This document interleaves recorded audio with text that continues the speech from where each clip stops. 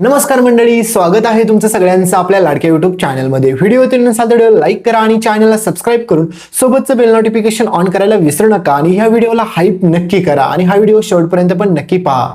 तर नमस्कार मंडळी, तर फायनली ह्या मल्लिकाला पोलिसांनी ठोकल्या बेड्या आणि सर्वांसमोर मात्र स्वानंदीने आणला ह्या मल्लिका आणि अंशुमनचा खरा चेहरा.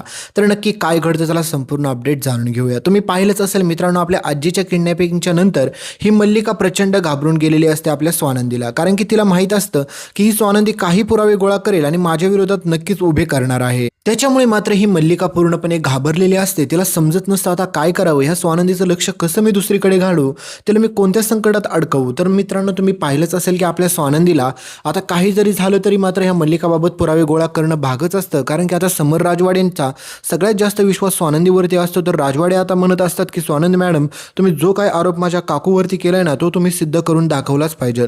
कारण की पुढे स्वानंदी आता ज्या प्रकारे अंशुमनवरती आणि मल्लिकावरती आरोप करते की आजीच्या किडनॅपिंगच्या पाठीमागे पूर्णपणे यांचाच हात होता, तर आता समर राजवाडेंना माहीतच असतं तुम्हाला की पुराव्यांशिवाय दुसरी कोणतीच गोष्ट चालत नसते.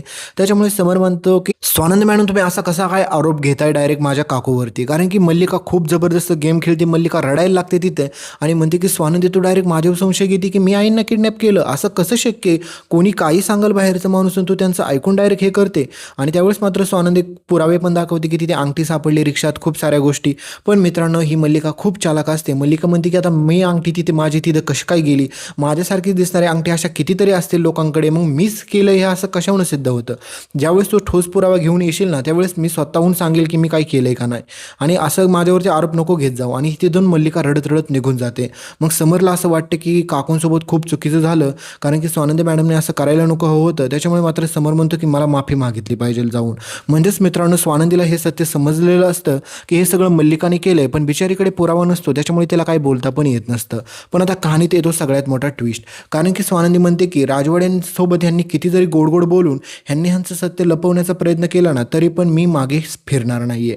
कारण की ह्या काकूचा खरा चेहरा जोपर्यंत मी सगळ्यांसमोर घेऊन येत नाही, तोपर्यंत मी शांत बसू शकत नाही. आणि स्वानंदी आता पूर्णपणे आपली जिद्दीला पेटलेली असते आणि म्हणत असते की काही होऊ द्या, पण मात्र मी ह्या मल्लिका काकूला सोडू शकणार नाहीये, काही पण झालं तरी चालेल.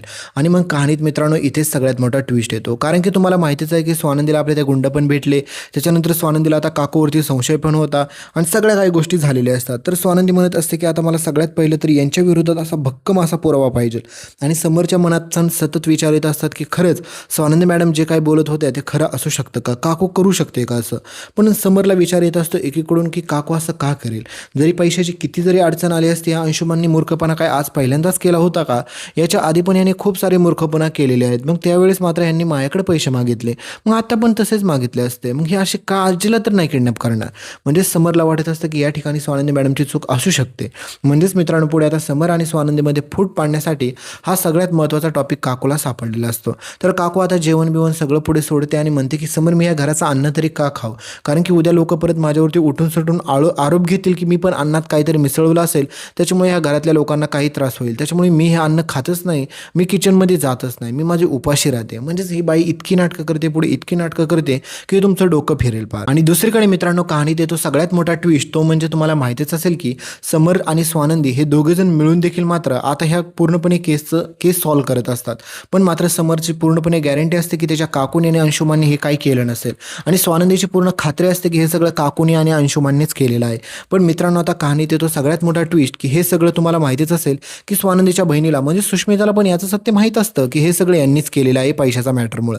पण मित्रांनो, आता कहाणीत सगळ्यात मोठा ट्विस्ट असा येतो की ही महापाली सुष्मिता आजपर्यंत कधी स्वानंदीला तिने मदत केली नाही काढीची, तिच्या आयुष्यात फक्त अडथळेच निर्माण केलेत. आणि पुढे पण मात्र ही मुलगी आता स्वानंदीच्या आयुष्यात अडथळेच निर्माण करायचं ठरवते, कारण की स्वानंदीला एवढ्या मोठ्या गोष्टीचा शोध घ्यायचा असतो, तरी पण मात्र ह्या मुलीचे बालिशपणा थांबत नाही. ही आपल्या स्वानंदीच्या आयुष्यात अजून अडथळेच आणायचा प्रयत्न करत असते आणि फक्त अडथळे आणून तिला शांत नसतं बसायचं, तर आपल्या स्वानंदीची पूर्ण जिंदगी बरबाद करायच्या पाठीमागे लागलेली असते. कारण की समर आणि स्वानंदीमध्ये पुढे फूट पाडण्यास सगळ्यात महत्त्वाची व्यक्ती म्हणजे मल्लिकाच्या हातात असते, ती म्हणजे ही सुष्मिता. कारण की तिला माहीत असतं की काही जरी झालं तरी स्वानंदी सुष्मिताच्या पुढे तर जाऊ शकणार नाही. त्याच्यामुळे मला असं काहीतरी केलं पाहिजे जेणेकरून मात्र सुष्मिता जे काही सांगेल ना, ते स्वानंदीला ऐकावंच लागलं पाहिजे. आणि अंशुमनला वाटत असतं की तो आता पूर्णपणे ह्या गेममधून सुटकला, म्हणजेच आता स्वानंदी काहीच करू शकणार नाही असं त्याला वाटत असतं. दुसरीकडे राजवाडेंना वाटत असतं की स्वानंदी मॅडम एवढा संशय घेतात माझ्या काकूवरती, म्हणजे स्वानंदी मॅडमची इथे चूक त्यांना दिसत असते. पण मित्रांनो यार, आपली स्वानंदी असं चुकीचा संशय का घेऊ शकते कोणावरती? तिला पूर्णपणे खात्री असते की हे सगळं त्या मल्लिका काकूनी केलंय. त्याच्यामुळे स्वानंदी आता मागे फिरायचंच नाही ठरवते आणि म्हणते की काही होऊ द्या, काही तरी पण मात्र मी मागे फिरणारच नाही. पण मी ह्या मल्लिका काकूला पोलिसांच्या ताब्यात दिल्याशिवाय मी शांत बसणार नाही. राजवाड्यांसमोर खरे पुरावे आणल्याशिवाय मी शांत बसू शकत नाही. आणि मल्लिका म्हणत असते की आता मी पण गाफील बसून चालणार नाही. मला काही जरी झालं तरी ह्या स्वानंदीने सगळे काही पुरावे मला उधळवून लावले पाहिजेत. तर पुढे मित्रांनो आता स्वानंदी बिचारी पुरावे गोळा करत असते, तर ही मल्लिका तिच्या आयुष्यात म्हणजे तिच्या रस्त्यात अडथळे आणत असते आणि मल्लिका स्वतःहूनच कबूल करते स्वानंदीसमोर की हां, मीच केलं होतं किडनॅप आईंना. तुला काय करायचं ते कर. एक गोष्ट लक्षात ठेव स्वानंदी, आजपर्यंत ह्या घरामध्ये मी गेले कित्येक वर्ष राहते. ह्या घरात मी असंच राज्य केले, पण अजूनपर्यंत समर माझ्या केसाला पण हात लावू शकला नाही किंवा डाऊट पण घेऊ शकला नाही. आणि तुला काय वाटतंय, तुझ्या हे 4-5 पुराव्यांनी समरचं माझ्यावरचं मन उडेल, माझ्यावरचा विश्वास उडेल? असं कधीच होणार नाही. त्याच्यामुळे एक गोष्ट लक्षात ठेव, तू किती जरी प्रयत्न केले ना, किती जरी, तरी मात्र समर मला ह्या घराच्या बाहेर काय माझ्या अंगाला हातही लावू शकणार नाही. एक गोष्ट तू लक्षात ठेव. आता तुला मी ओपन चॅलेंज देते की तुझ्या विरोधात जर मी नाही समरला उभं केलं तर मी पण नावाची मल्लिका नाही. त्याच्यामुळे मी पण तुला तुझी लायकी दाखवल्याशिवाय शांत बसणार नाहीये. हे सगळं ऐकल्याच्या नंतर स्वानंदीला कळतं की राजवाड्यांना किती फसवलं जाते. ही लोक डायरेक्ट ओपन चॅलेंज स्वानंदीला देत असतात, पण मात्र बिचाऱ्या स्वानंदीकडे आता ठोस पुरावे नसतात. त्याच्यामुळे तिला काहीच करता येत नसतं. तर पुढे मित्रांनो हाच तुम्हाला पाहायला भेटेल की टॉम अँड जेरी सारखा आता सगळा काय खेळ. कारण की तुम्हाला माहितीच असेल की आता ही मल्लिका खूप शातीर असते, खूप म्हणजे इतकी शातीर असते की हिच्यासारखी शातीर बाई मी पाहिलीच नाही.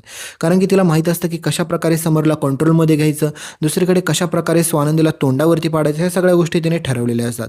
आणि ती अजूनही सुष्मिताचा वापर यासाठी करून घेत असते की तिला माहीत असतं की स्वानंदीला आहे ना आपण काट्याने काटा काढायचा. म्हणजेच आता एक प्रकारे त्यांना ती सुष्मिता पण त्या घरात नको हवी असते, पण कधीपर्यंत, जोपर्यंत ती त्यांच्या फायद्याची आहे तोपर्यंत तिला त्यांना खूप चांगलं ट्रीट करायचं असतं.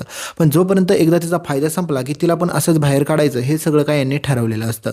तर पुढे मात्र आता ही बिचारी स्वानंदी आपली मल्लिका विरुद्ध सगळे पुरावे गोळा करते आणि अखेर मित्रांनो तिला यश येतं. पण यामध्ये मात्र थोडी मदत सुष्मिता करते. कारण की स्वानंदी म्हणते की सुष, मला तू एकच खरं खरं सांग की त्या दिवशी आम्ही घरात नव्हतो त्यावेळेस नेमकं काय घडलं होतं. कारण की तूच मला खरं सत्य सांगू शकते. तुला हव्या त्या गोष्टी मी देऊ शकते, तुला मागशील ते मी देईल.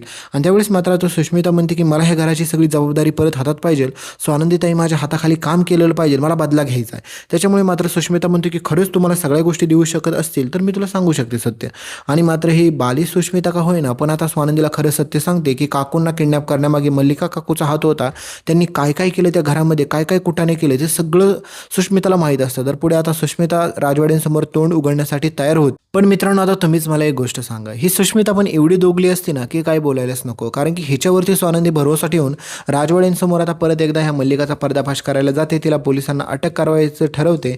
पण यावेळेस मात्र स्वानंदीला यश येतं, पण सुष्मिता परत धोका देते. पण तो धोका काय देते, कसा देते हे मी तुम्हाला पुढच्या व्हिडिओमध्ये सांगेल. पण ह्या मल्लिकाला पुढे तुम्हाला अटक होताना पाहायला भेटेल, कारण की मल्लिकाचा खरा चेहरा, खरा पर्दाफाश आपल्या राजवाड्यांसमोर येतो म्हणजे येतोच. तर हे सगळं खूप सारे ट्विस्ट तुम्हाला पुढे पाहायला भेटतील.